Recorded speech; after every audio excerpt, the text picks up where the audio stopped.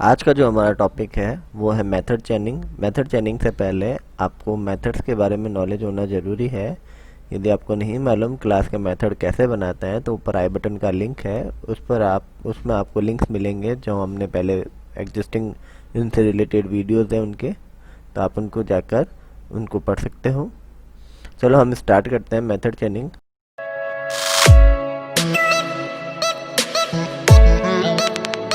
Method चेनिंग को start करने के लिए हम एक एग्जांपल बनाते हैं। हमने फॉर एग्जांपल एक क्लास होटल बनाई, सिंपल। मैंने उसमें पब्लिक बना दिया डॉलर रूम रूम रेंट। तो रूम रेंट मैंने फॉर एग्जांपल इट्स 1000 रुपीज़। मान लो यूजर वहाँ पर जो कस्टमर है वो कस्टमर वहाँ रहता है और वो वहाँ पर मान लो मील लेता है, या फॉर एग्जांपल वो वहाँ पर डिनर करता है। जस्ट एग्जांपल है, इट्स नॉट अ नेसेसरी। तो उसको डिफ़ॉल्ट जो मिनी मील का रेट है वो वहाँ पर जो भी रुकता है उसके फॉर एग्जांपल 200 पर पर्सन है। एंड उन्होंने और मान लो वो पब्लिक, उन्होंने मान लो वहाँ पर डेजर्ट लिया।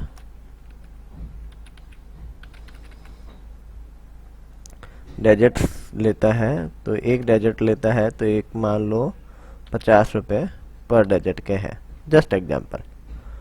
तो मैंने एक मेथड बनाया कि हमें टोटल रूम काउंट करना है, तो मैंने एक पब्लिक टोटल खर्चा जो आना चाहिए वो हम चाहते हैं टोटल TOT रेंट करके हम बना देते हैं कि यदि वो रहता है तो टोटल रेंट कितना होगा। स्टार्टिंग मैं उसको 0 कर देता हूँ। ये मैं इसको मेंशन नहीं भी करता हूँ तो इट्स ओके है, पर मैं मेंशन कर देता हूँ। तो वो डिनर करेगा तो लंच भी करेगा, तो I add also a lunch.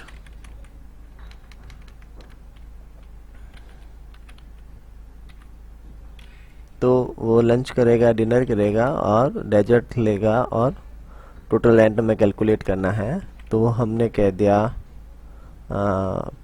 Public, एक मेथड बना दिया एंड गेट रूम रेंट या कैल रूम रेंट मेथड बना दिया। उसमें नंबर ऑफ पर्सन हम डाल देते हैं एंड जो हमारा टोटल है डॉलर टोटल रेंट जो है वो dollar room rent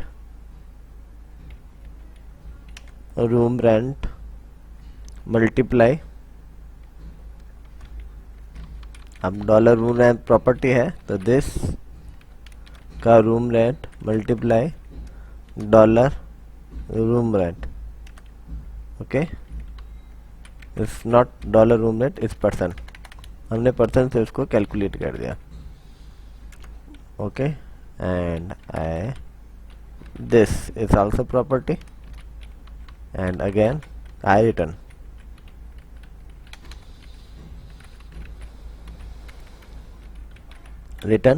dollar this। तो लेट्स स्टार्ट, चेक कर लेते हैं। मैंने एक ऑब्जेक्ट बनाया obj,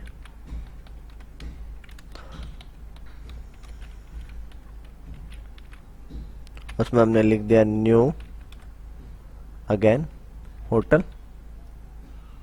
होटल का ऑब्जेक्ट बनाना है। यदि आप नहीं लिखना चाहते हो इसको तो I can use direct eco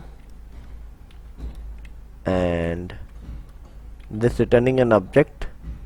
उस ऑब्जेक्ट का कौन सा मेथड, कैल रूम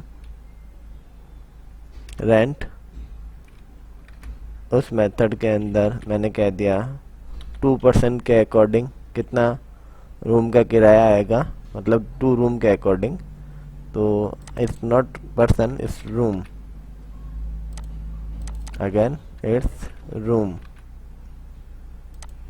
एंड मुझे 2 रूम चाहिए, तो मेरा कितना खर्चा आएगा, तो मैं I use dollar total rent, sorry total rent.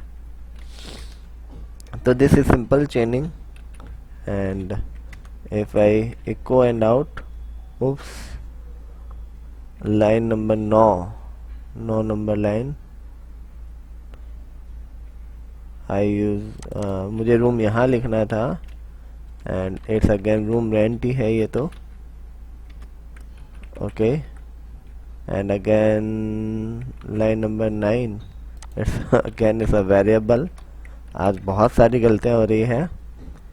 And line number 13 is new header returning object and I use cal. Its total and is not a method, is property simple and I got 2000। Simple हुआ क्या, मैंने एक object बनाया है तो वो object return करेगा, तो मैंने उस ऑब्जेक्ट को के जो रिटर्न कर रहा है मैंने ब्रैकेट डाल दिया ताकि जो रिटर्न करे उसका कैलकुलेट रूम रेंट जो है वो फंक्शन कॉल कर ले और उसके अंदर टोटल रेंट आ जाए। ठीक इसी प्रकार से वहाँ पर मान लो जो वो आए थे लोग 2 रूम में, वो टोटल 4 जने रुके हुए थे, 2-2 का एक पेयर था, तो इस पर्सन कितने पर्सन हमें कैलकुलेट करना है, लंच या डिनर, जो भी डिनर, हम पहले लंच कैलकुलेट कर लेते हैं, लंच एंड इट्स पर्सन और इट्स कैलकुलेट हमें करना है लंच को, तो इट्स सिंपली लंच, तो टोटल लंच कैलकुलेट हो जाएगा। Now I need to plus equals to, ताकि मेरे टोटल ऐड होते रहे। अगेन तो दो जने रुके, 2 रूम उन्होंने लिए हुए हैं, 4 जनों ने लंच किया है, तो मैंने कह दिया कैल लंच, और मैंने लंच में 4 जनों का लंच हमने कैलकुलेट करके टोटल मेरे दिन का कितना किराया आएगा इस 2800। उसमें से फिर 2 जने और लोग रहने आ गए, तो शाम को मैंने 2 दोस्तों को बुलाया हुआ था डिनर के लिए, तो its cal dinner and cal dinner के अंदर its again only place a dinner.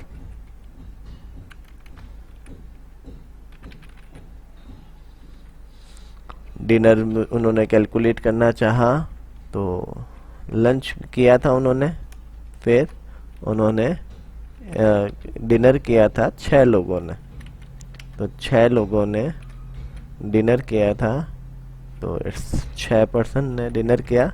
Now my total is 4000 and उसमें से डेजर्ट्स लिया था 5 जनों ने, 1 जने ने मीठा छोड़ा हुआ है okay just kidding, its cal desert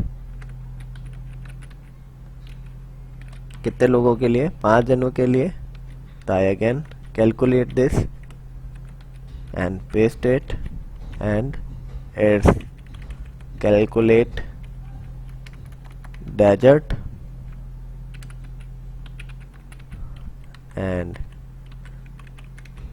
its desert and now my answer is 4250 rupees। यदि मैं एक दिन के अंदर एक पर्सन इतना खर्चा करता है कि वो रहता है, सुबह लंच करता है, शाम को लंच करते हैं, और यदि एक पूरी फैमिली जाती है 2 रूम लेती है, 4 जने उसमें पर्सन है जो सुबह लंच करते हैं, शाम को 6 जने डिनर करते हैं, उसमें से 5 जने डेजर्ट्स लेते हैं, तो उनकी टोटल प्राइस ये आती है।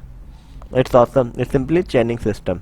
होप आपको मेरा ये वीडियो पसंद आया है। नो डाउट आज थोड़ा सा गड़बड़ हो गया, ओके, तो इस ओके, बट हमने चेनिंग को अच्छे से समझा है। आपको ये वाला थोड़ा सा कॉम्प्लेक्स लग रहा है, तो आप यहाँ पर एक ऑब्जेक्ट बना सकते हो, $OB equals to new then remove that, semicolon that and dollar O भी लिख सकते हो एंड इको। तो this simply chaining same. Okay, तो होप हमने एक बहुत अच्छी खासी लंबी चेन बनाई है। चेन के रखते वक्त याद रखना है कि आपको ऑब्जेक्ट रिटर्न करवाना है। यदि ऑब्जेक्ट रिटर्न नहीं कराओगे तो ये ऑब्जेक्ट से ही कॉल होगा, तो जब ये ऑब्जेक्ट रिटर्न करेगा तो ये उसका, क्योंकि न्यू होटल एक ऑब्जेक्ट रिटर्न करता है, तो मैंने डायरेक्ट ऑब्जेक्ट से कैलकुलेट रूम रेंट, उसका ये उसका ये उसका ये उसका ये एक्सेस वही होंगे ऑब्जेक्ट के साथ में यहाँ नीचे जो पब्लिक होंगे। Thank you. आप वीडियो को देखते रहिए, चैनल पर नहीं है तो सब्सक्राइब कर दीजिए और अपने दोस्तों के साथ शेयर कीजिए। कुछ भी प्रॉब्लम है कमेंट बॉक्स में लिखिए। बाय।